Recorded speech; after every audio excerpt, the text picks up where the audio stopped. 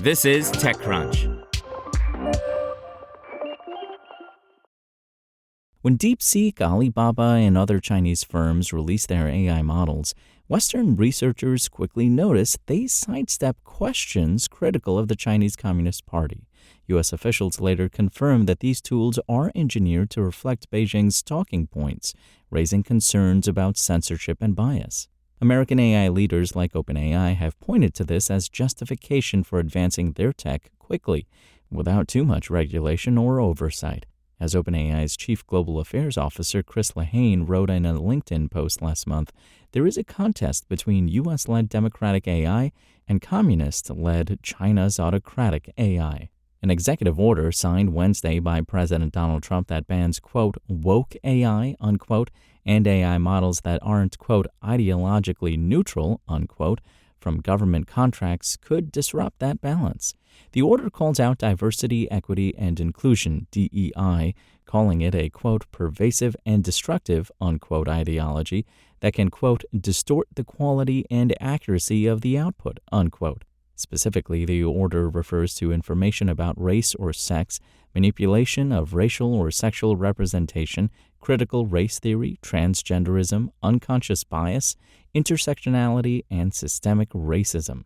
Experts warn it could create a chilling effect on developers who may feel pressure to align model outputs and datasets with White House rhetoric to secure federal dollars for their cash-burning businesses. The order comes the same day the White House published Trump's AI Action Plan, which shifts national priorities away from societal risk and focuses instead on building out AI infrastructure, cutting red tape for tech companies, shoring up national security, and competing with China.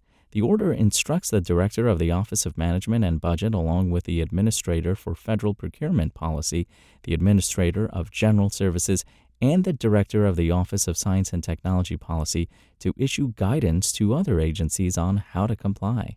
Once and for all, we are getting rid of woke, Trump said Wednesday during an AI event hosted by the All In podcast and Hill and Valley Forum. I will be signing an order banning the federal government from procuring AI technology that has been infused with partisan bias or ideological agendas, such as critical race theory, which is ridiculous. And from now on, the U.S. government will deal only with AI that pursues truth, fairness, and strict impartiality. Determining what is impartial or objective is one of many challenges to the order. Philip Sargent, senior lecturer in applied linguistics at the Open University, told TechCrunch that nothing can ever be objective.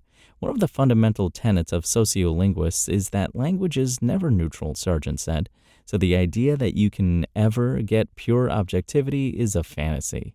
On top of that, the Trump administration's ideology doesn't reflect the beliefs and values of all Americans.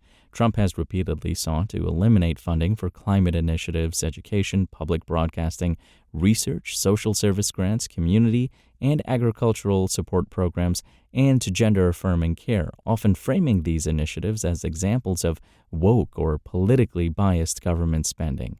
As Ruman Chowdhury, a data scientist, CEO of the tech nonprofit Humane Intelligence, and former U.S. science envoy for AI, put it, anything the Trump administration doesn't like is immediately tossed into this pejorative pile of woke.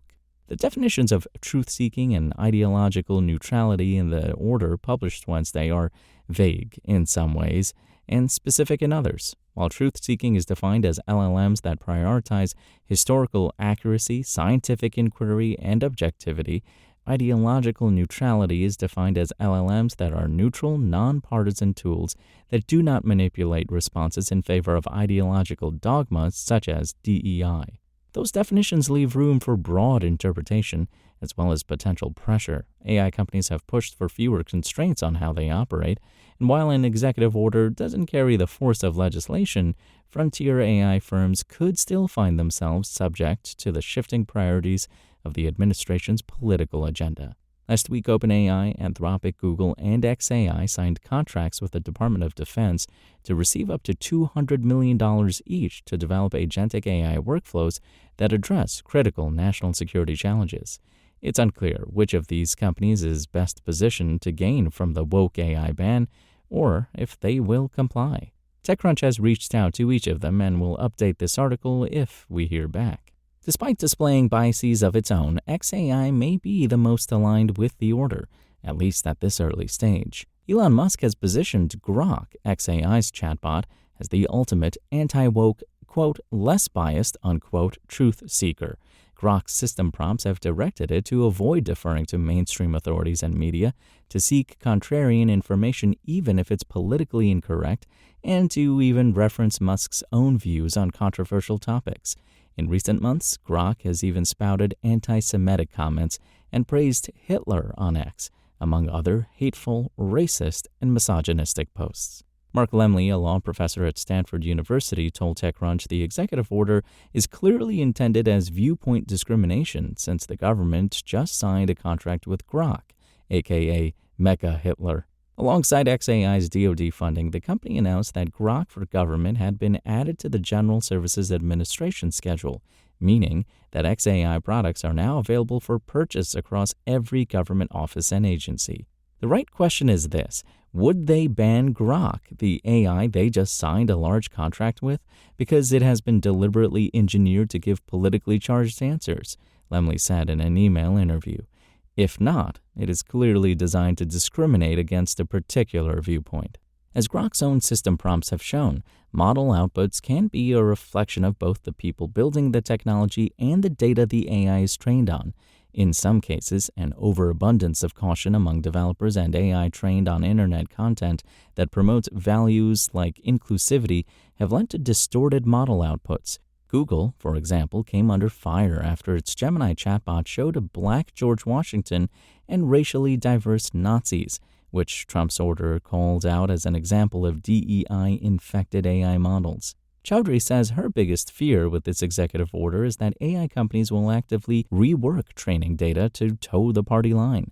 She pointed to statements from Musk a few weeks prior to launching Grok 4, saying that XAI would use the new model and its advanced reasoning capabilities to, quote, rewrite the entire corpus of human knowledge, adding missing information and deleting errors. Then retrain on that. This would ostensibly put Musk into the position of judging what is true, which could have huge downstream implications for how information is accessed. Of course, companies have been making judgment calls about what information is seen and not seen since the dawn of the internet.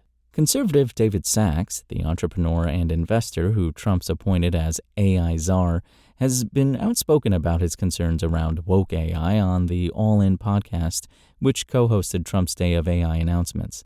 Sachs has accused the creators of prominent AI products of infusing them with left-wing values, framing his arguments as a defense of free speech and a warning against a trend towards centralized ideological control in digital platforms. The problem, experts say, is that there is no one truth.